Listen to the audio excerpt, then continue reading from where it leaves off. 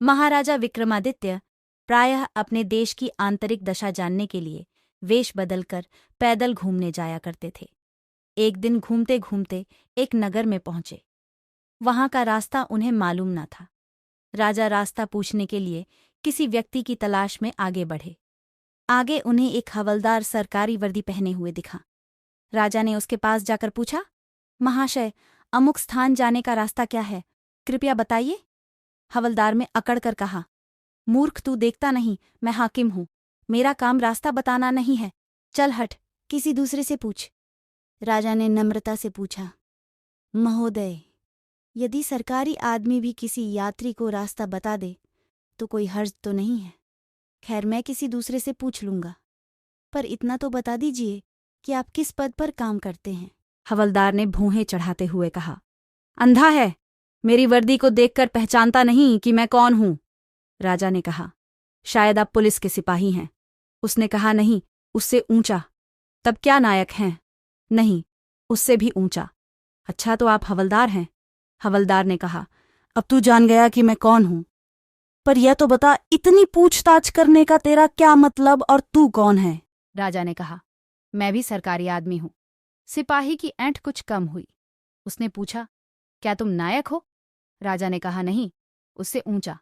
तब क्या आप हवलदार हैं? नहीं, उससे भी ऊंचा। तो क्या दरोगा है? उससे भी ऊंचा। हवलदार ने कहा, तो क्या आप कप्तान हैं? राजा ने कहा, नहीं, उससे भी ऊंचा। सूबेदार जी हैं? नहीं, उससे भी ऊंचा। अब तो हवलदार घबराने लगा। उसने पूछा, तब आप मंत्री जी हैं? राजा ने कहा, भाई, बस एक सीढ़ी और बाकी रह गई है। सिपाही ने गौर से देखा तो शादी पोशाक में महाराजा विक्रमादित्य सामने खड़े हैं। हवलदार के होश उड़ गए। वह गिड़गिड़ाता हुआ राजा के पांव पर गिर पड़ा और बड़ी दीनता से अपने अपराध की माफी मांगने लगा। राजा ने कहा, माफी मांगने की कोई बात नहीं है। मैं जानता हूं कि जो जितने नीचे हैं वह उतने ही अकड़ते हैं।